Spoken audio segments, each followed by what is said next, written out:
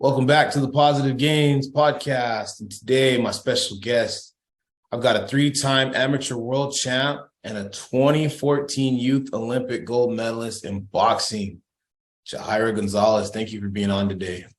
Thank you for having me. No problem. So, obviously, you're a standout boxer. A lot of great things going for you. But I want to go into the early years. You know, where boxing came from for you and how you got started into it. Okay, so my dad, there's 6 of us. I have 5 other siblings, and I have 2 older brothers. I'm the third oldest. My dad, he used to box when he was younger, and he really loved it, but he had to support his family in Mexico, so he couldn't really pursue it. So he put my brothers first into soccer, and they watched a boxing match and they really liked boxing. So my dad made them choose. They chose boxing, and my dad was coaching them in the gym. And he just came home one day and he was just looking at me and he was like, "You're gonna box too." And I started crying. I was like, "No, I do not want to box." I was 8 years old. So I was like, "I do not want to box. Like, boxing's for boys. I don't want to get hit." And my dad was basically like, "You have no choice." So he just would drag me to the gym every day. And I hated it, I think, for the first 2 years. But once I started to compete more, because back in the day, we females didn't really get a lot of fights. I would show up to shows and there wouldn't be anybody for me to fight, nobody I could match with. So once I started to get more fights and I was doing very well, I was stopping my opponents, I just kind of was like, you know what? I kind of like this. I like to win.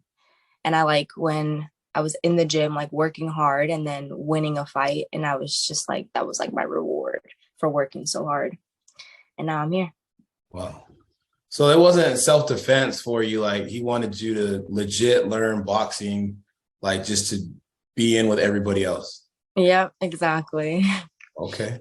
And inspirations inside the ring and outside, who did you look up to? Really, my brothers. I was just kind of always I want to be as good as my brothers, just watching them, seeing how hard they were working. And sometimes when I would be slacking off, I'd be like, no, I need to catch up to my brother. So that was really it for me. And then the mental aspect of it, like you said earlier about starting and then not having fights, trying to find fights, and then you get in there. How do you deal with the pressure? Or do you feel pressure when you get in the ring? I don't. If anything, I'm just very anxious to get in there and just fight, because I'm just okay, I had to cut weight for this. I had to sacrifice this for it. I couldn't go do this for it. So whoever my opponent is, they're going to feel that. But sometimes I do, on the bigger stage, it's just the pressure of so many people are looking up to me and are cheering for me. So I have to do well. But I just it's very easy for me to just put all that aside while I'm in the fight. I don't really let it affect me. So you took some time off, right? Coming up, what, 3 years or so? Yeah. And I know that, obviously there's a lot of chatter and back and forth, girls trying to get fights and stuff like that. But what's something that you learned about yourself, with the time off? I learned a lot, actually. So I took the time off because just mentally I wasn't in the right headspace. And I just was kind of doubting myself after a while. And I had gained a lot of weight because it was around COVID. And I started working a regular job. I got a job at a kickboxing gym. And I just remember sitting there and just thinking what am I doing? I used to be traveling the world doing what I love, and now I'm just sitting here all day checking people in and out of the kickboxing gym. I don't want to do this for the rest of my life. I need to get back. So then I just was I need to move back home to California, because I was living in Virginia. Oh, okay.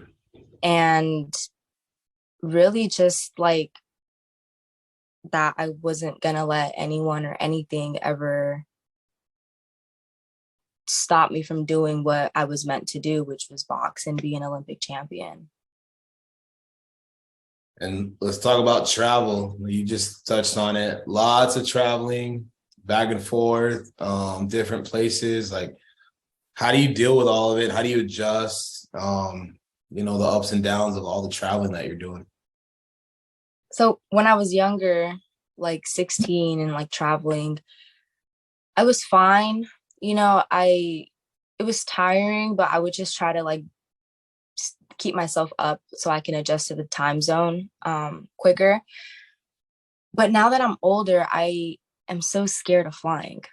Like I hate flying. I hate planes.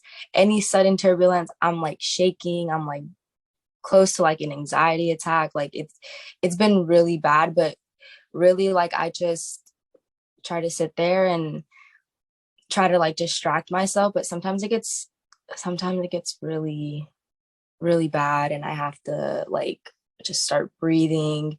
I'm still learning on how to like deal with it, but um for the most part like we travel with our team, so we just show up to every training. I try not to go to sleep still so I can adjust quicker and get acclimated to like the just like the environment and stuff. But other than that, like I just know it's like all business, so I just treat it like any other place, any other gym.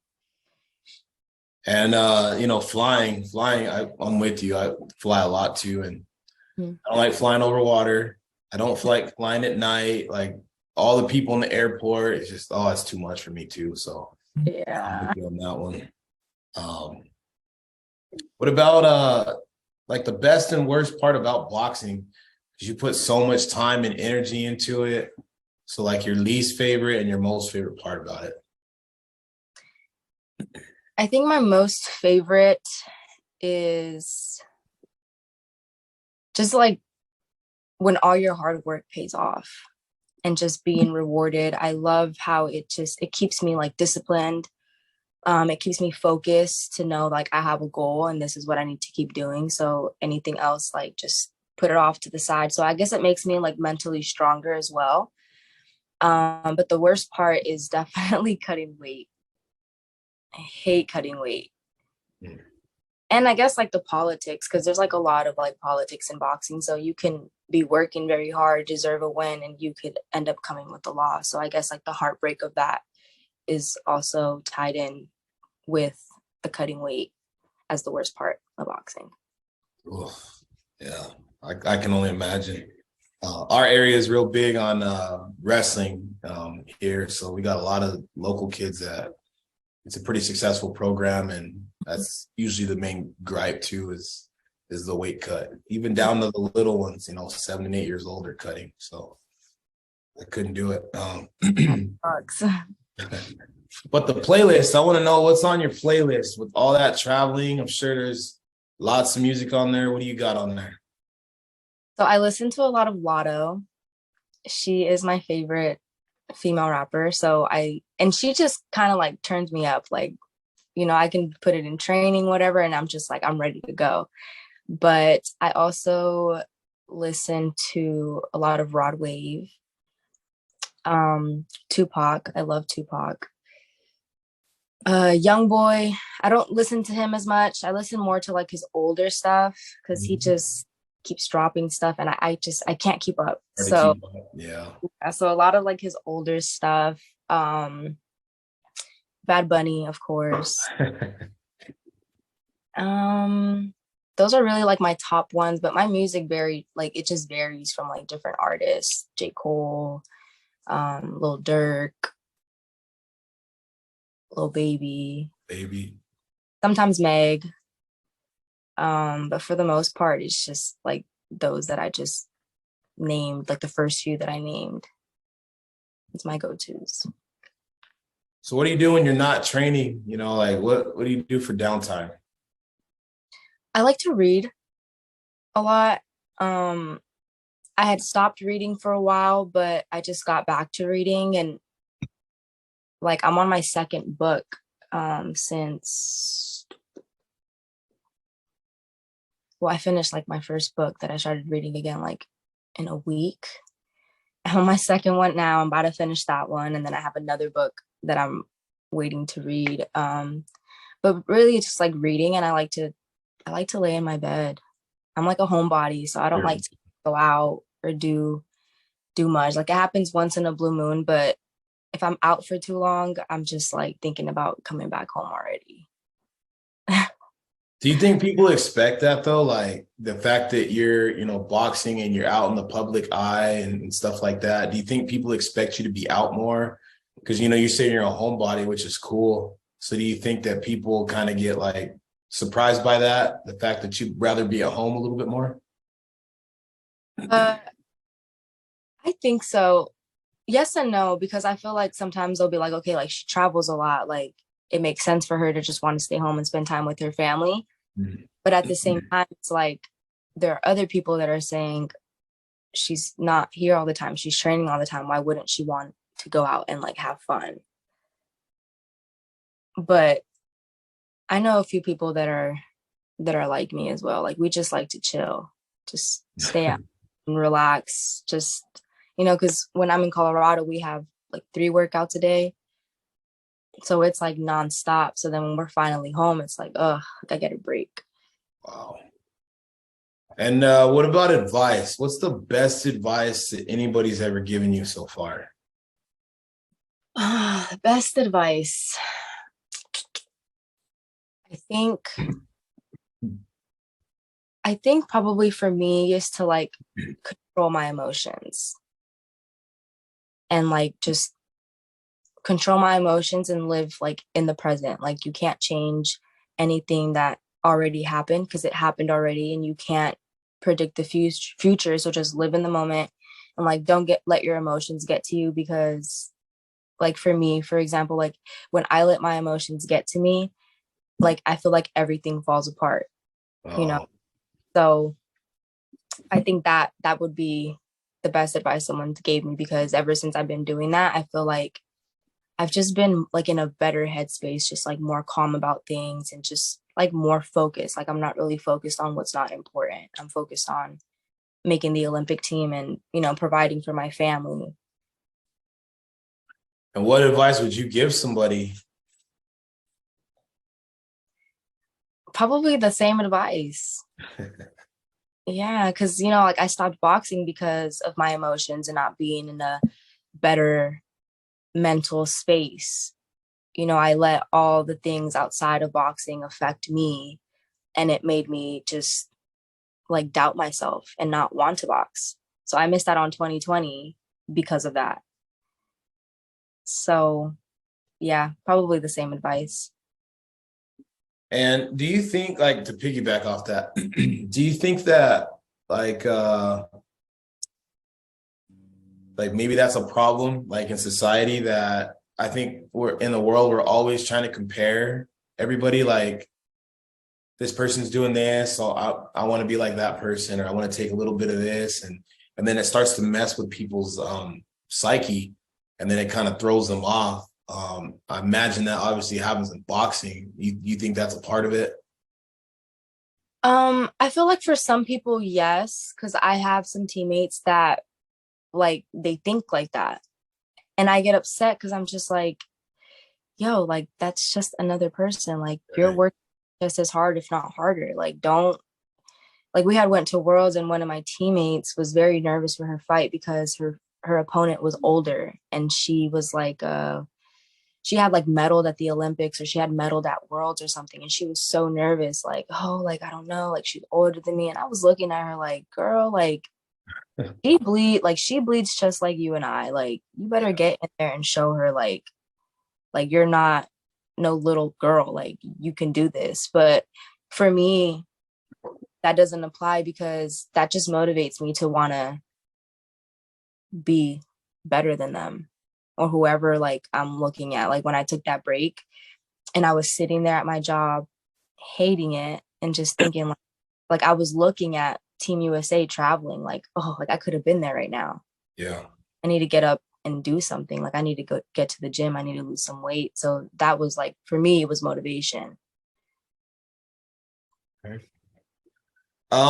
Big plans. I know you got big plans. What's next? What are you gearing up for? So in January, we have our selection camp. The process is different now because before for USA Boxing, it used to be you win nationals and then you're on the traveling team.